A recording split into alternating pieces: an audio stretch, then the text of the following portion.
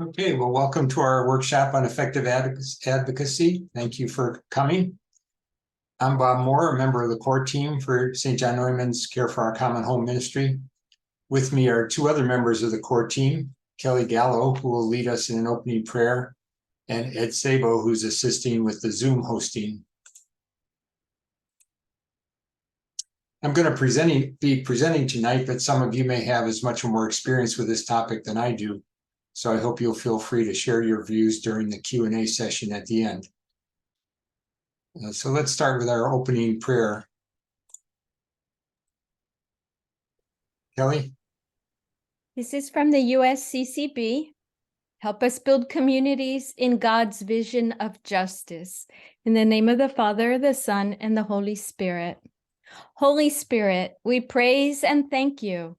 You anoint us to bring glad tidings to the poor, proclaim liberty to captives, recover sight for the blind, free the oppressed, and build communities in keeping with God's vision of justice. Show us how to be light of the world, salt of the earth, seeds that sprout love, and leaven that infuses humanity with the desire to promote human dignity and solidarity.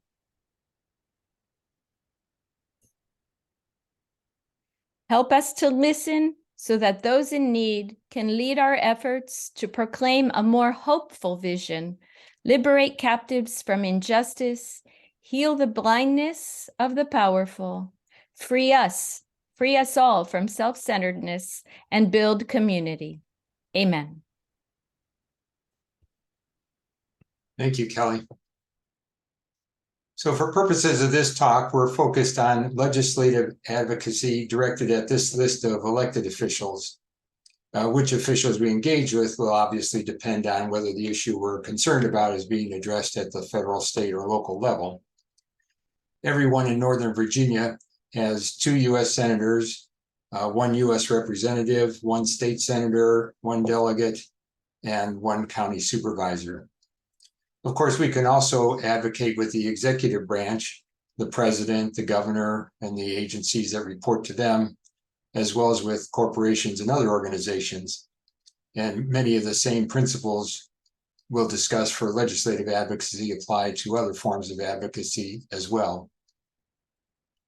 We'll review a number of strategies that are available for attempting to influence our elected officials, including petitions, social media messaging, letters, emails, phone calls, visits to the elected official's office, and so on. Generally speaking, the more effort a form of advocacy requires, the greater chance it has of influencing the elected official's views.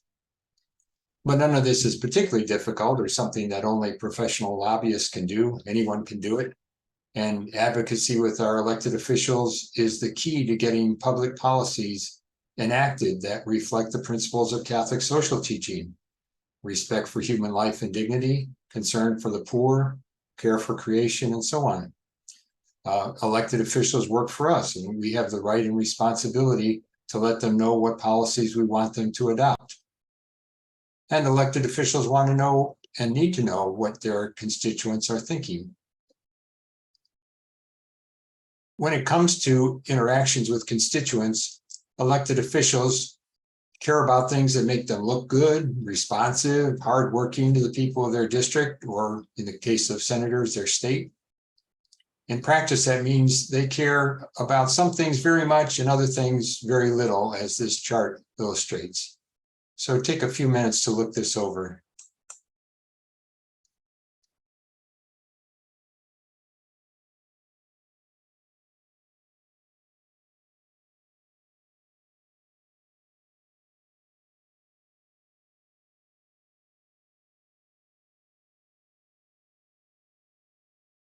You'll note that the 6th line refers to concrete asks.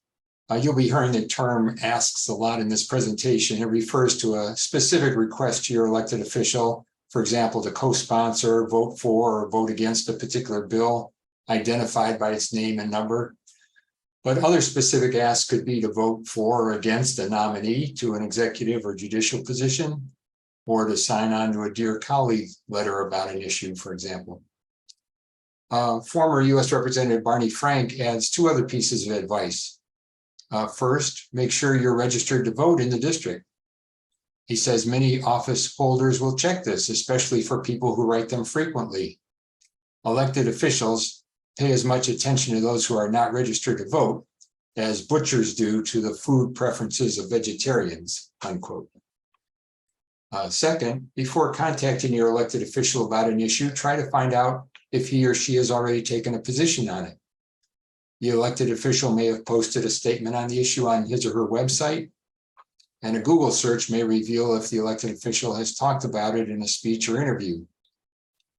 If you're advocating on a bill, checking the congress.gov website for the bill will disclose if your U.S. senator or representative was already a co-sponsor.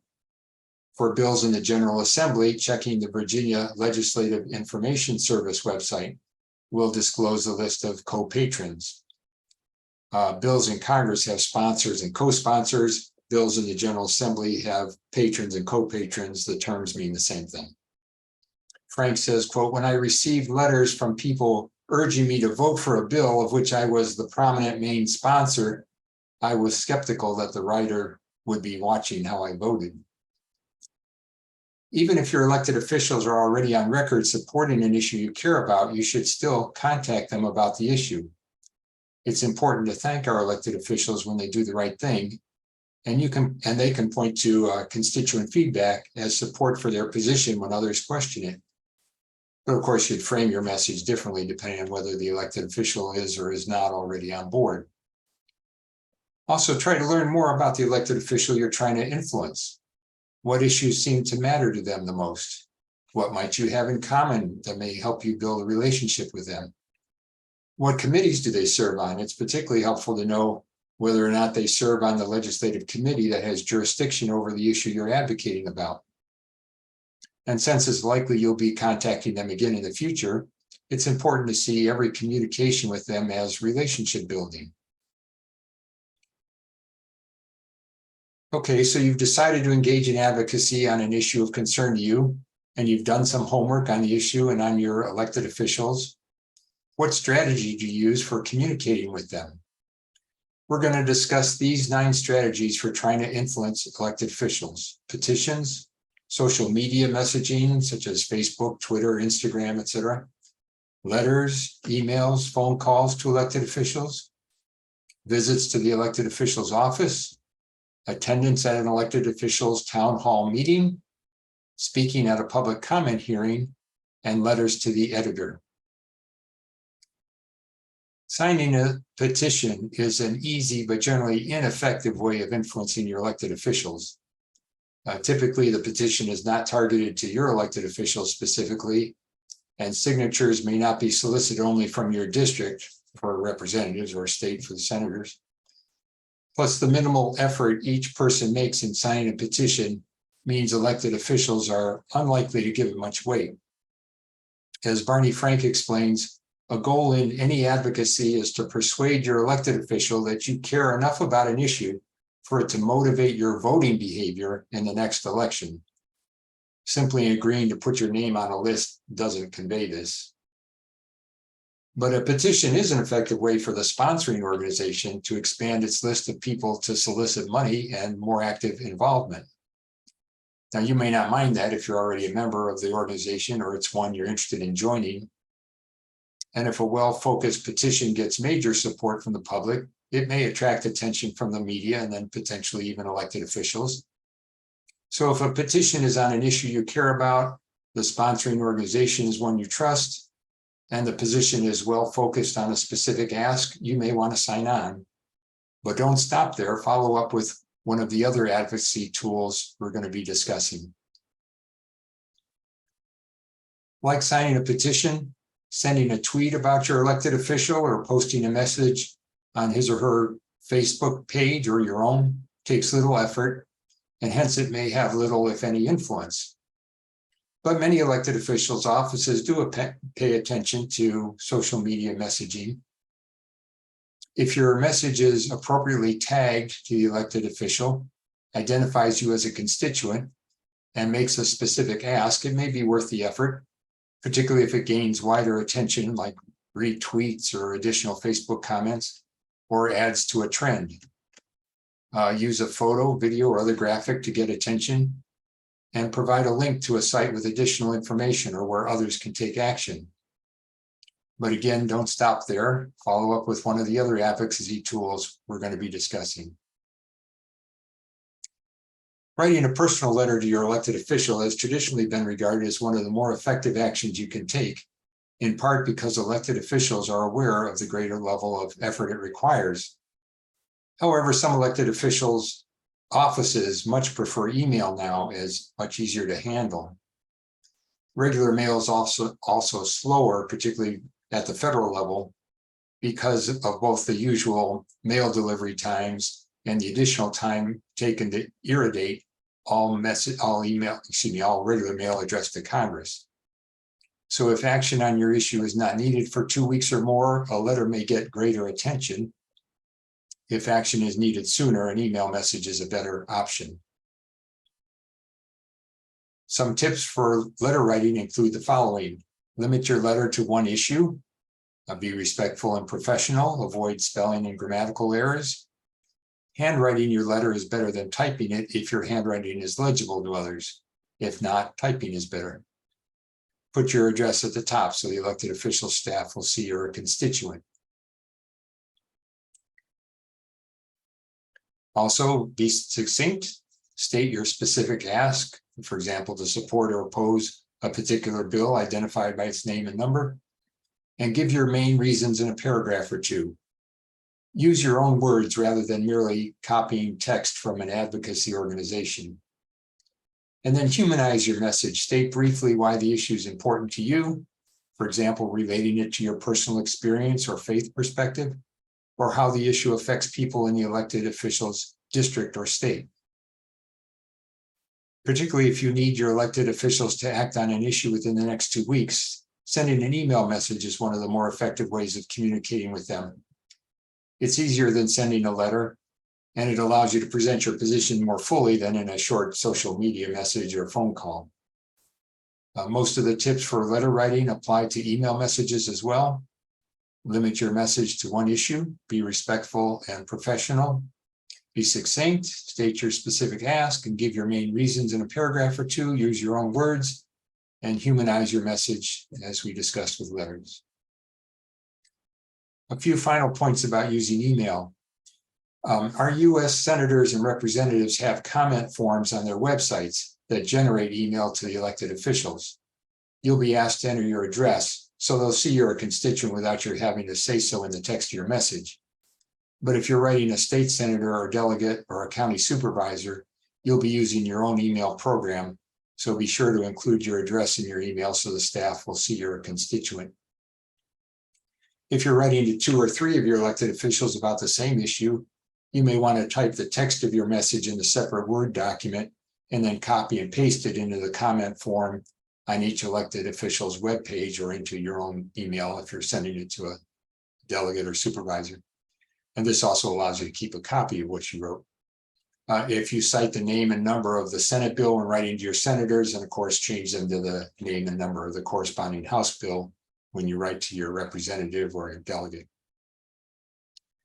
Some advocacy organizations will invite you to send standardized email messages, the electronic version of a form letter, to your elected officials from the organization's website. This makes it easy for you to send the same message to 2 or 3 elected officials simultaneously, but elected officials pay much less attention to such form letters. And of course, the organization will add you to its email list for future solicitations. So if the organization's website allows you to edit the email text to put it in your own words and to humanize the message as we've discussed, and you don't mind getting on their email list, then feel free to use that option instead of going to each elected official's website or generating your own emails. Don't overdo it with email messages, though. If you write your elected officials on a near daily basis about a raft of issues, your message will start to look like spam to the elected official staff. So focus on the issues you care most about and write when some specific action is pending or urgently needed. Phone calls are an effective way of communicating your views to your elected officials, particularly on hot button issues of the day or when a key vote is imminent. Your elected officials are already getting lots of calls on such issues, and it's important that your views get tallied along with those of other callers. Limit each call to a single issue.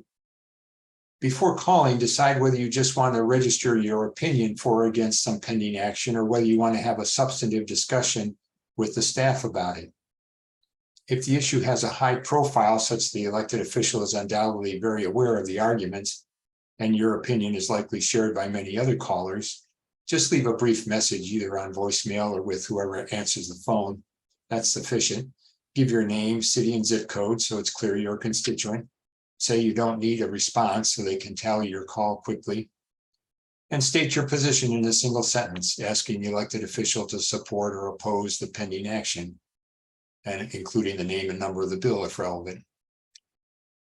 If you want to say why you hold that position, do so in just a sentence or two, but it's not really necessary to give a reason, and the staff may not even have the time to write it down. If they're being inundated with calls, they may simply note the number of pro and con messages they receive. If the issue is one on which you want to have a substantive discussion with a member of the elected official staff, you'll approach the call differently. Now, let's assume for this example that your elected official has not yet taken a position on the issue as far as you can tell from your research. So give the receptionist your name, city, and zip code so it's clear you're a constituent. State the general issue on which you're calling and ask to speak with the legislative aide who handles that issue for the elected official. If the legislative aide is available, introduce yourself to the aide, get his or her name, explain why you're calling, include your specific ask, the main reasons for your position, and why the issue is important to you or how the issue affects people in the elected officials district or in the state. And ask where the elected official stands on the issue. If the aide says that the elected officials already issued a statement on the issue, ask where you can find it or get a copy. If the elected official has not yet taken a position on the issue, offer to provide additional information if you have it, and ask when you can check back with the aide to get the elected official's response on the issue. If the receptionist says the aide is not available, and that's more likely, ask for the aide's name, which the receptionist may or may not give you, and ask to leave a message on the aide's voicemail. Then leave a voicemail message including your name and phone number and the same points as listed above your ask and so on. And then ask that the aide call you back regarding the elected official's position on the issue. If you don't hear back from the aide within a day or two, call again or send an email to the aide if you have his or her email address, obviously, following up on your previous message and asking for a call back. Once you hear back from the aide regarding the elected official's position, decide how you want to proceed. If the elected official's position is favorable, send a letter or email to the elected official thanking him or her for taking that position. If the elected official's position is unfavorable, but you think further efforts at persuasion may be worth trying, for example, the elected official's voting record on similar matters is mixed, follow up with the elected official by letter, email, or an in-person contact, responding to the elected official's position and providing reasons why the elected official should change his or her position, and get others to join your effort. If the elected official's position is unfavorable and appears irreversible, then just thank the aide for getting back to you and say you look forward to working with him or her on other issues in the future. Probably the most effective way to interact with your elected officials and their staffs is by getting a group of people together to visit them in their main or district offices.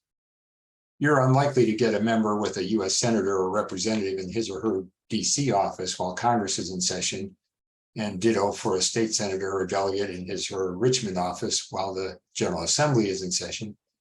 But you may be able to meet with them in a district office when the elected official has office hours there, or during the legislative recess. And you should be able to get a meeting with the elected official staff even during times when the elected official is unavailable, and that's just as valuable. Meeting with an elected official or his or her staff gives the group the opportunity to state your ask, explain the reasons in some detail, provide written information for the elected official to review after your visit, and explain why the issue is important to the members of the group or how it affects people in the elected officials, district, or the state. It also gives the elected official or the staff the opportunity to ask questions, particularly if members of the group have any expertise to offer on the issue. But expertise is not necessary. Elected officials need to hear their constituents' concerns and how they are affected. The Friends Committee on National Legislation suggests the following steps for a visit. Choose a topic, preferably a single issue with some specific action pending. Decide who's going, including people can bring different experiences and concerns to bear on the issue. Schedule your visit with the elected official's office. Prepare for the visit, including developing an agenda, deciding who will say what, and deciding what materials to bring, written materials. Decide who will serve as a group's chief spokesperson and who will take the notes. Here's a sample agenda for the visit. The group's chief spokesperson explains who the group is and introduces the members of the group. It's a good idea to bring a list of the group's members' names and addresses to leave with the staff. Ask how much time the elected official or staff has to meet with you. Express appreciation for some action or position the elected official has taken that relates to the group's concerns to build a little rapport. State the group's ask, for example, support or oppose a specific bill. Provide and briefly explain any written material you've brought, for example, a background paper or a fact sheet. Then have a few group members share their stories, why they care about the issue, how it affects them or their community, and how the ask will affect the issue. For example, this bill will make things better and we ask you to vote for it, or the bill will make things worse and we ask you to vote against it. Ask for the elected officials or the staff's response. Does the elected official support the ask? Does he or she have questions for the group or need additional information? Repeat the ask at the end of the meeting and then thank the elected official or staff for their time and for supporting the ask if they do. Additional tips for the visit: be clear, concise, and respectful at all times. If the elected official or staff asks a question to which you don't have an immediate answer, offer to get back to the elected official or staff with the answer. And then follow up after the meeting by sending an email thanking the elected official or his or her staff for the meeting and responding to any questions left unanswered during the visit. Attendance at an elected official's town hall meeting can be another very effective way of interacting with your elected officials, but opportunities to speak are somewhat limited. Some elected officials don't hold town hall meetings, others may hold them, but you may or may not be called on depending on the attendance and the time available. It doesn't appear that either of our US senators conduct traditional town hall meetings as a normal practice, and nor does Representative Wexton. Representative Connolly holds telephone town hall meetings from time to time. The state senators and delegates are more likely to hold in-person town hall meetings.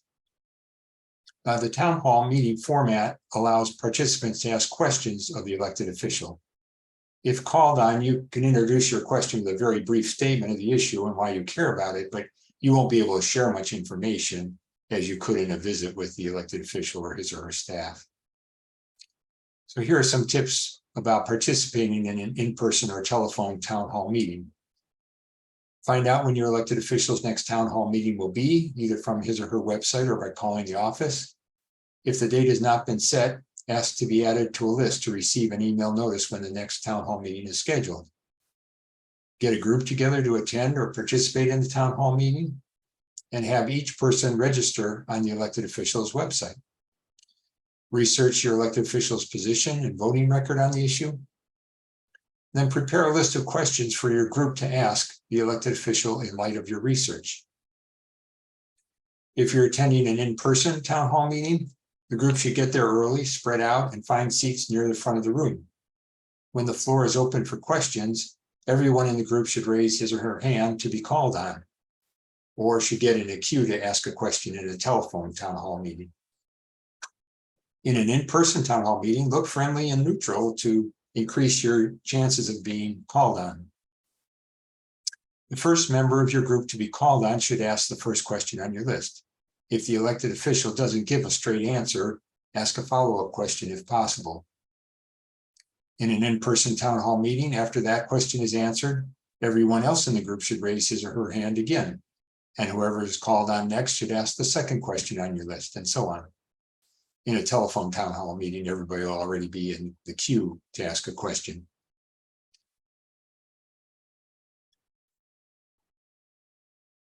At the end of the town hall meeting, participants who weren't able to ask their question may be given an opportunity to submit them to the elected official staff for an email response later.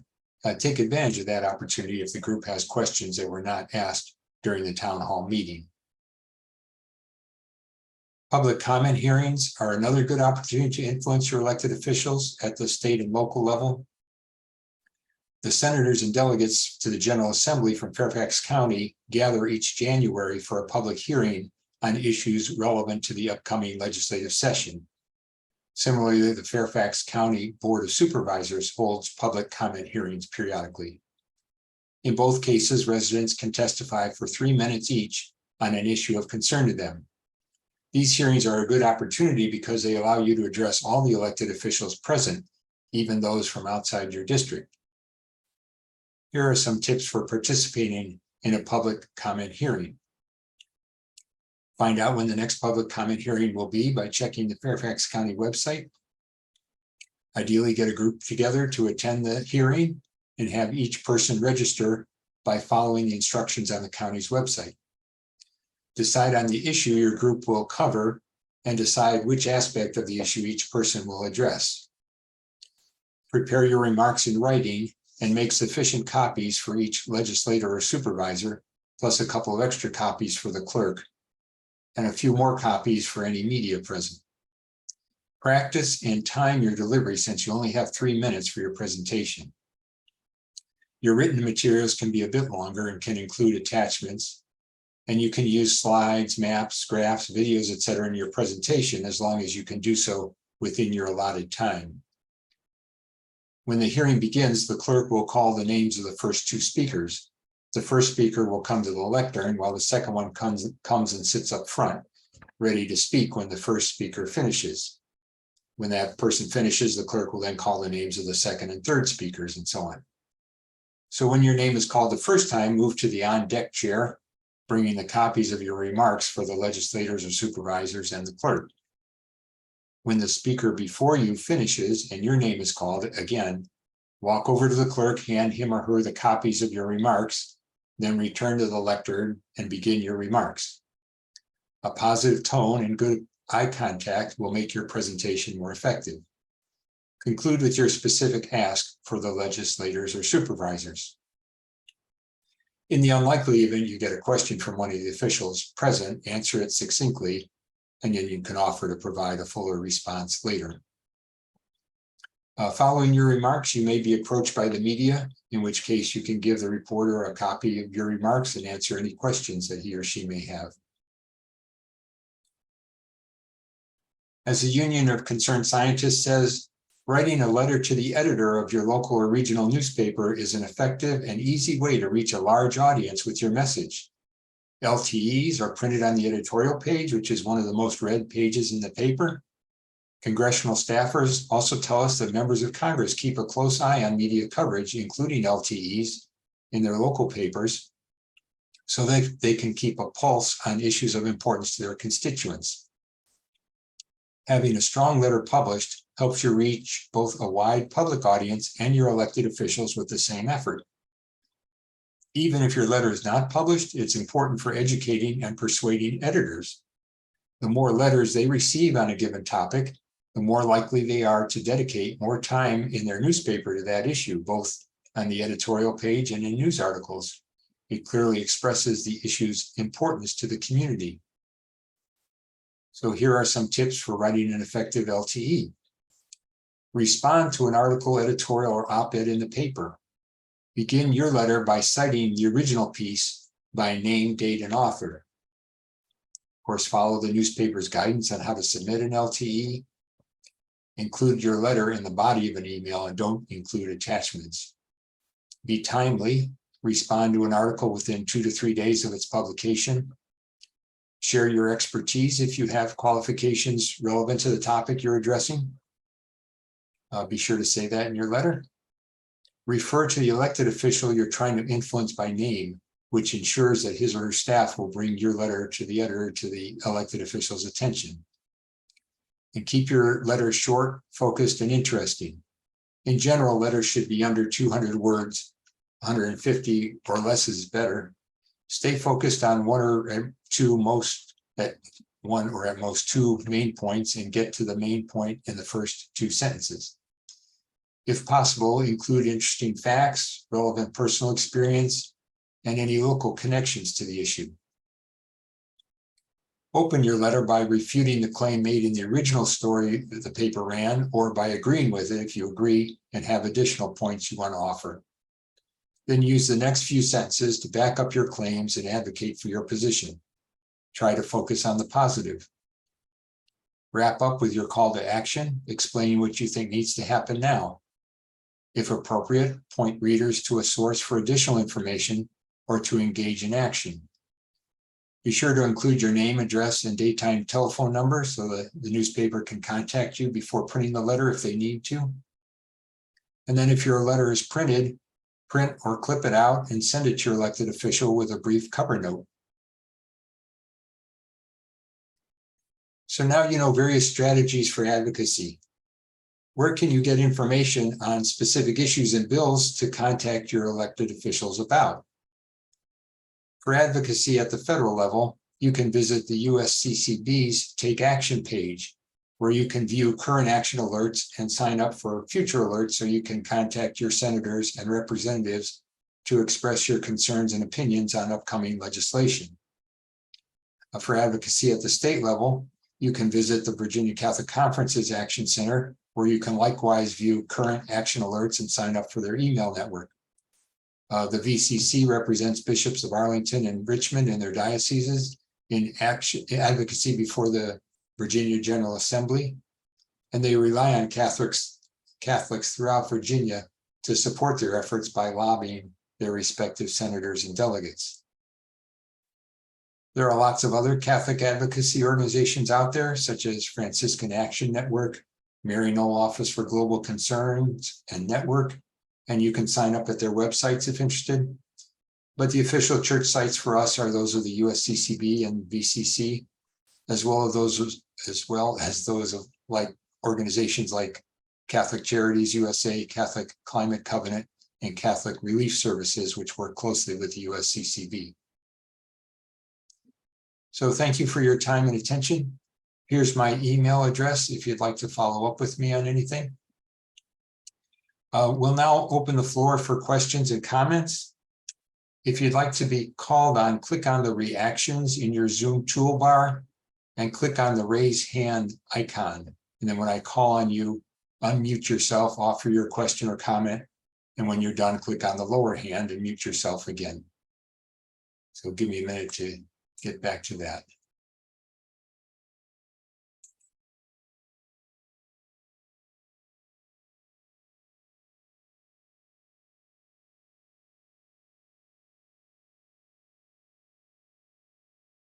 Okay, any questions or comments?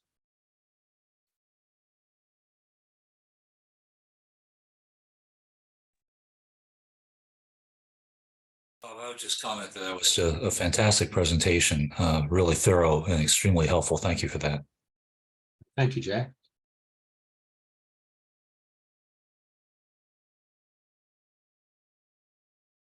Brian, do you want to say anything about what you're doing with Cornerstones? Out how to get my I can't seem to figure out how to let you know to unmute me or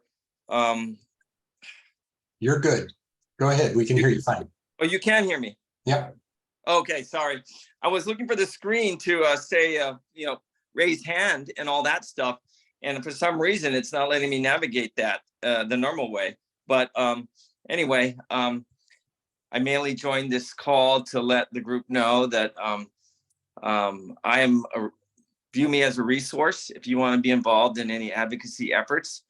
I am currently the St. John Newman representative on the board of directors for Cornerstones. I think a lot of you know Cornerstones is used to be Reston Interfaith.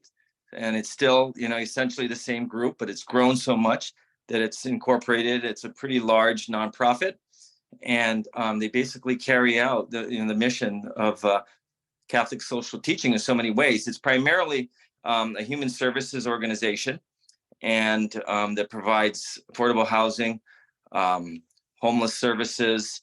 A lot of you are very familiar with all this. And they also do advocacy work. And there have been several opportunities where we're going to try in the future to sort of energize the community a little more to participate and join, because a lot of what you said there was really spot on. And, I'd love if you could share the PowerPoint that we can go back to. But I think in part, in terms of showing up at hearings and different things, we think that, showing up in large numbers too can make a difference, because one person showing up might be, oh, that's one person's opinion. Great. Let's move on. But we want to leverage the community and the many people who, we have a lot of, we want to put our faith to action. So we've had certain events. We went to the Fairfax County budget hearings and to advocate for more affordable housing and homeless services, food security, and other platforms that are aligned with Catholic social teaching. And we were able to bring, with the other faith communities, about maybe 25 people to the recent budget hearings. And when Carrie Wilson, the CEO of Cornerstone, spoke, we all stood up. So they knew that there was about 25 or so in the audience that were, made the effort to come and promote these ideas. And we also have done some work going to Richmond, meeting with legislators of our districts of this area.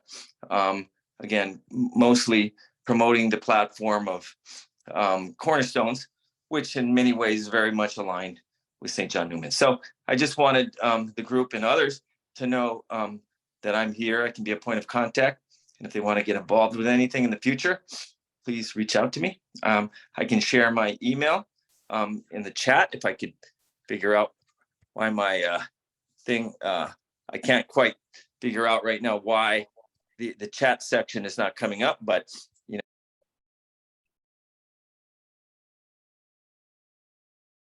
You're mute, Brian. Does your chat work now? His chat might work, but he's muted. Yes. All am I right. still? You're unmuted now. Oh, good. Sorry. Normally I don't know why. Normally when you hit that little button there, all those other options show up. Not sure what the deal is right now, but as long as you can hear me. Okay. I'm not sure when I cut out, but Yeah, just if you can share your email in the chat now. yeah. If you since you have everyone's email, feel free to share. I believe I gave you my number and email. Feel free to share it with the group. And I've been meeting with Joanne and Father Joe on how Cornerstones can further support our mission at St. John Newman and the Catholic mission, and how we can partner better. So that's pretty much what I have to say. I'd be happy to answer any questions now, or if anyone wants to follow up later.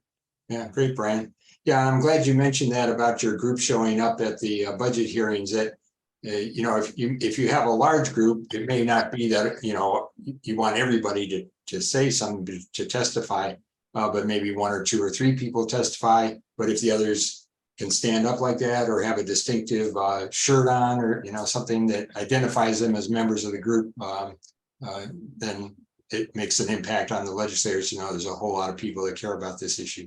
So thanks. Yeah, that's exactly what happened. There was only, actually two people spoke. Carrie Wilson spoke, because she's also the chair of a housing alliance, and the chair of the Cornerstones Board of Directors also spoke at a different time.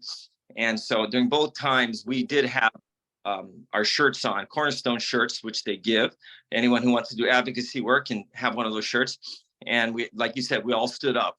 And in fact, Sarah Casey, who's their faith coordinator, made signs as well. And due to her sweet talking, she was able to get those signs past the security guards. She was confiscate those, but they were, they were just, inoffensive signs, and they were just promoting our message about supporting our brothers and sisters and funding, increasing funding, and not looking the other way. And so we were able to stand up with our shirts and hold signs. And so I think, yeah, it did have a little bit of impact rather than just one person speaking. So that's Good, Brian. Thanks. Well, we have at least 4 other people who want to speak. Mary Ann, you're next, and then Charles.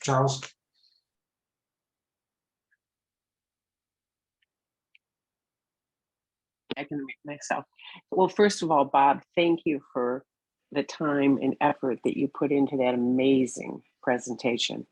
I learned a lot, and I'm sure the rest of us did as well. And the only other thing I was going to say is you just never know when you're going to meet someone. I happen to, know a friend through PTA when my kids were in high school many zillions of years ago. And she went from PTA to school board, and now she's the Sully rep. But Kathy Smith and I go back to, PTA meetings, But so when I went, I always feel I need to support Kathy because I know I have her ear and she always listens to me. And as a mom, as a grandmother, and as a friend. And she knows I don't get too crazy about things. But when she has a fundraiser, you would be surprised who shows up at her fundraisers. And that's when I've been able to buttonhole a number of different people. Jennifer Wexton was there. So, I've talked to Jennifer Wexton and gone to programs with her, especially about women in faith. And when I had an issue, I can call Jennifer Wexton's office, like any one of us if we're in her district. And if you have an issue, she wants to know about it from a personal level, as well as we just got redistricted. So now we're Jerry Conley. Oh. And Jerry Conley's on foreign affairs, and I'm a little interested in foreign affairs. So I was able to talk to him at Kathy Smith's house. But it's very interesting to talk to these people sometimes one-on-one, but you just never know where they're going to be. And like when I talked to him about a State Department issue, of course, he, like you said, he's going to want to know, what district are you in? What district is your daughter in? I said, she's not in a district. She sold her house and she's serving her country overseas, but she uses our mailing address. She says, good enough for me. And he was willing to take the issue on, but he's also smart enough to know. He said, how would your daughter feel? Because you know how the powers to be are. So it's very good to be able to talk to people one-on-one about certain issues. There's also, with my husband's background with the General Accounting Office and especially Congressional Relations, there's something when you call one of their offices and it's called a congressional. So it goes, the congressional goes right to the top of the heap because whatever agency that is, they want to get their money from Congress. So they really do look at those personal issues, or if it's an issue, like we at St. John Newman have as a group, we can say, you're representing our area and X number of people in this area really feel this is an important issue. So, look at it as a congressional. But thank you so much, because you have really put your heart and soul into it. And I know all of us appreciate it. Thank you. Well, thank you, Mary Ann. Yeah, that's another form of advocacy. I didn't bother mentioning just because I didn't want to prolong the presentation too much, but those one-on-one kind of opportunities when your elected official is going to be at some public event or even a private event if you get invited to it, and you can buttonhole them like that. That's terrific. Right. They also like a check too. Yeah, oh, sure. That's true. Yeah. Charles? Yeah, I want to thank you also for a remarkable presentation, Bob. There wasn't a single wasted word in it anywhere. And questions are, will you be able to distribute the record of this, or at least the pack of slides? And also, do you plan to do this again in the future for other groups? Between now and November of next year, we have a round of elections this year in Virginia, of course, and then there's a general next year. People need to be registered to vote. People need to get active and engaged. And I think that what you have here is a real catalyst for making that happen. So I really want to thank you for this and hope to see it again and again. Also, feel free to share my email address with anybody else on this group. Okay, thanks, Charles. Thank Yes, you. we're recording this, and the slides and the recording will be available. Awesome. All right. Martha, you seem to have a finger obstructing our view of you, but you're next. You're muted, Martha. First of all, Bob, thank you so much for a wonderful presentation. I would say it encourages us to enter into this world of advocacy. But what I'm going to raise now is a different experience, to write positive letters or to tell people when you're happy they've done something. And my experience was on the anniversary of Sandy Hook. The Guardian, the New York Times, and the Wall Street Journal wrote significant articles about that effect. And I wrote thanking the newspapers for those articles. I received lovely letters back. They were happy to know that people were concerned about that. And I think it's important to draw attention when they do a good job too. So. Yeah, great. I agree. Terrific. Stephen. Thank you. I would like to also say I appreciate you obviously put a lot of effort into pulling this together, making a nice, succinct presentation. I've heard some of these points before. You did introduce a couple that I wasn't aware of, so thank you very much. One question I had that wasn't in there, and I was going to ask to see if there was something that you could offer on this, perhaps either now or in the future, is how to navigate the diocesan policy on this area that we're talking about. The diocese is very strict about pre-coordinating any of this type of advocacy with our representatives that comes from a parish level. So it seems like if it's coordinated, most of what you talked about was individual efforts, but any coordinated efforts has to be pre-coordinated. And I've looked into this in the past, and the reason why, as it was explained to me, is that there's some people at the VCC that are scholars and understand what they're trying to project as far as the church and the diocese. So they're doing a lot of work to balance their message. And when there's advocacy, coordinated advocacy efforts within the diocese that are not understood by them and not consistent with what they're trying to do, it can undermine what they're trying to achieve.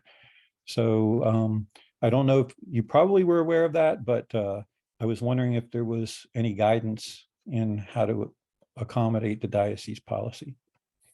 Yeah, thanks for raising that.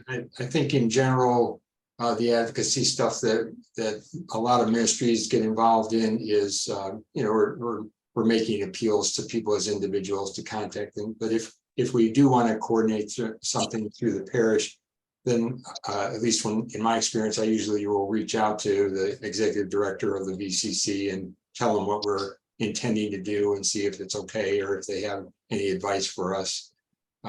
Obviously, if we're taking our cue from them in the first place as to what issues to advocate on, then they're thrilled if we're seconding their message. But there are other issues that we can raise that maybe they don't have specifically on their agenda. But if we bring it to their attention, they may say, yeah, that's fine. That's consistent with Catholic social teaching. It's consistent with what we're doing at the VCC. So go ahead. So it sounds like we could, if somebody wanted to do something coordinated, we could reach out to you and you would know the channels to do that coordination. Sure. Okay, great. Thank you. Bob, can I add something? Sure. I'm not sure if something happened in my video here, but that's the great thing about Cornerstones is that Cornerstones is not formally linked with the diocese. Instead, they're an advocacy nonprofit that is been formed by interfaith community of churches, of which St. John Newman is a part of. And so that's one way you could get heavily involved. As I said, almost all the mission is completely aligned with Catholic social teaching and human services and dignity of the self, representing the poor. So if you can get involved in that, and as a group and as a big group, and we always talk strength in numbers, and everything they're doing right now, in the past has been supported by our churches. So it wouldn't be something that would need clearance, but our own conscience and our own common sense would say this: we're doing the right thing. We're carrying out God's work. Yeah, and Joanne Duggan at the parish would also be another person that you could run things by and say, what kind of coordination do you think is needed for this particular issue? And if it came to that, and it sounds like, Brian, you've already been doing that with Father Joanne. Correct.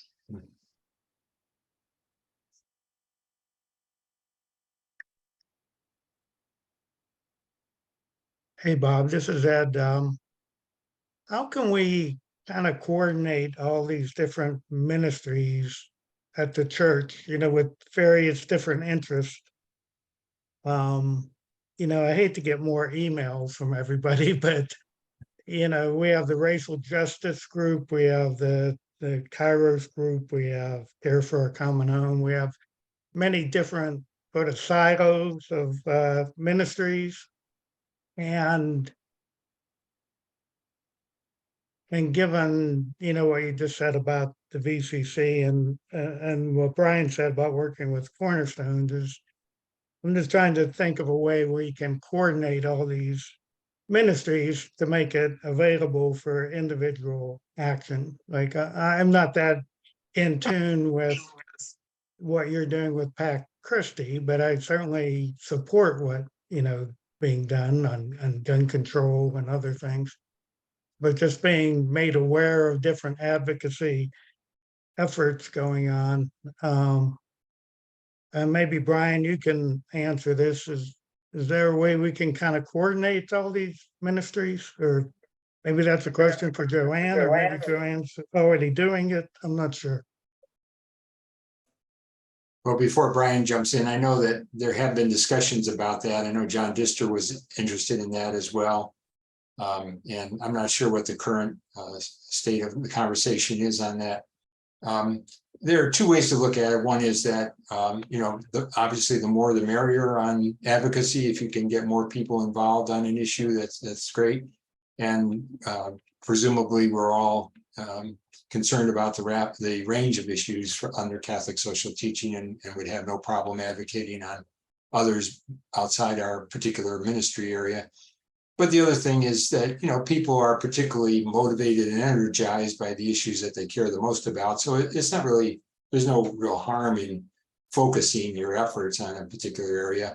And, as I mentioned at one point in talking about emails, you don't want to be flooding offices with emails on every different subject day after day. So specializing is fine, and collaborating is fine. And just finding a good balance there. Brian, what conversations have you had with Father Joe and Joanne about that issue that Ed raised? Question, Ed.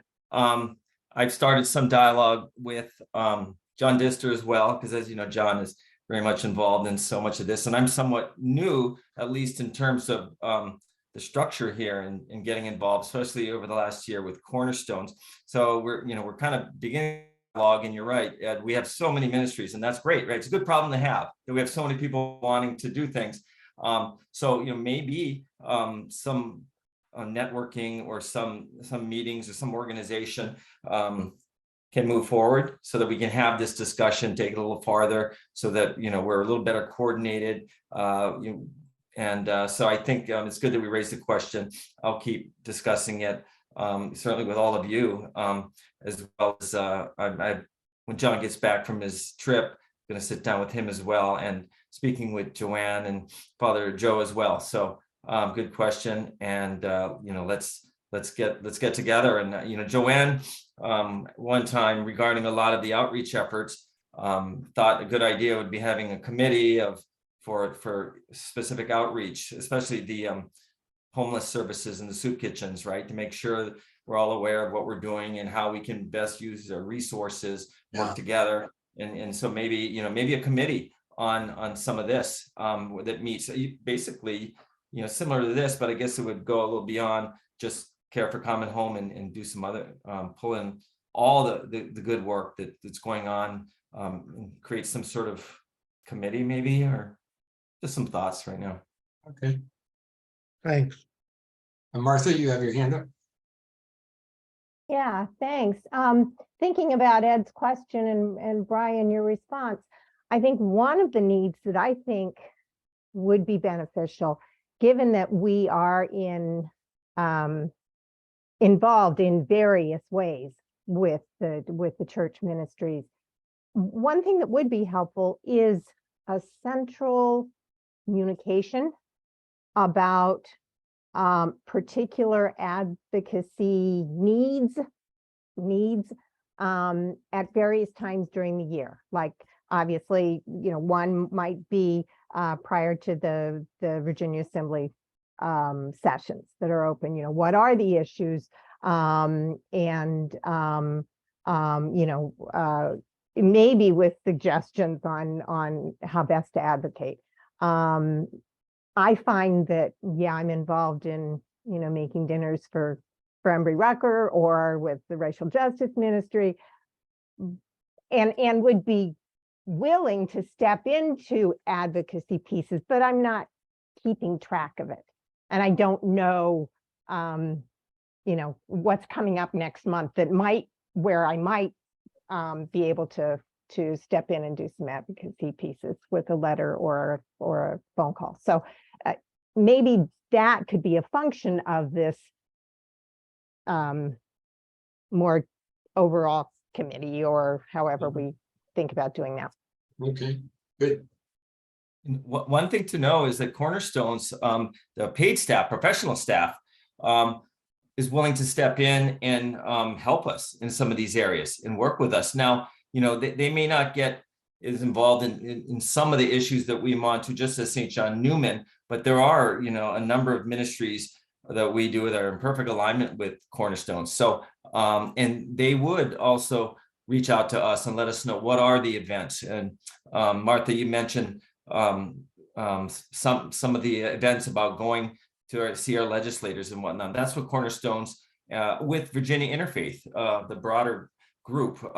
They've partnered with them on a lot. And so you're right. It's just a matter of organizing and getting a little more structure on this, so everyone's aware of things. Because I think we do have a big faith community that's willing to support a lot of this. And hopefully, strength in numbers will let legislators know that a lot of people care about these things.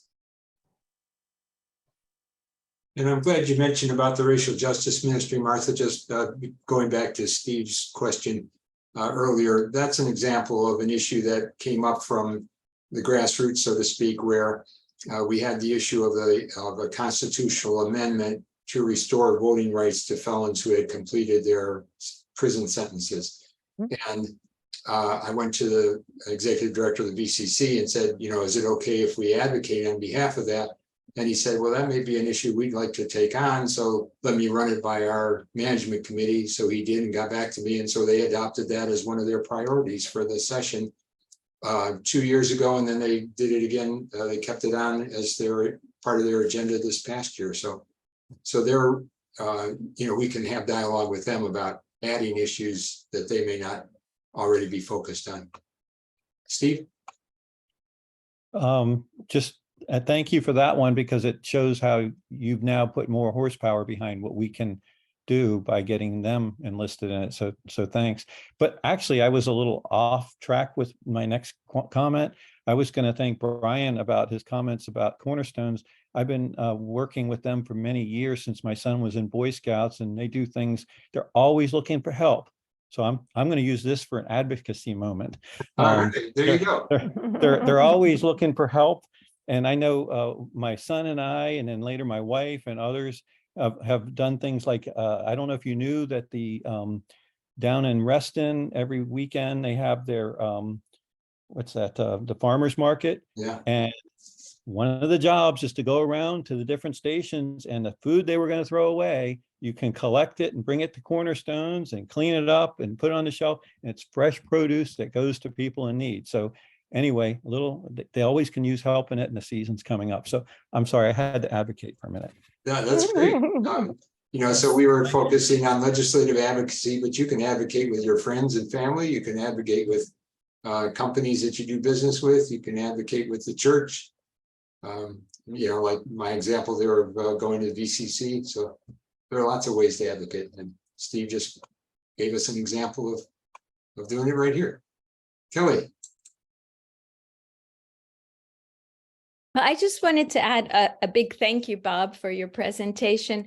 And in listening to everybody talk about the different ministries, it seems like if we could organize the communication between the ministries, maybe at the beginning of the month or end of the month, and send out whatever advocacy issues a ministry might have, and then that can get to the different ministries, because we do a lot of cross communicating, which I guess we should just be a bit more organized and formalized, and that can be the beginning of at least seeing what advocacy needs might overlap once we're aware of what other ministries are up to.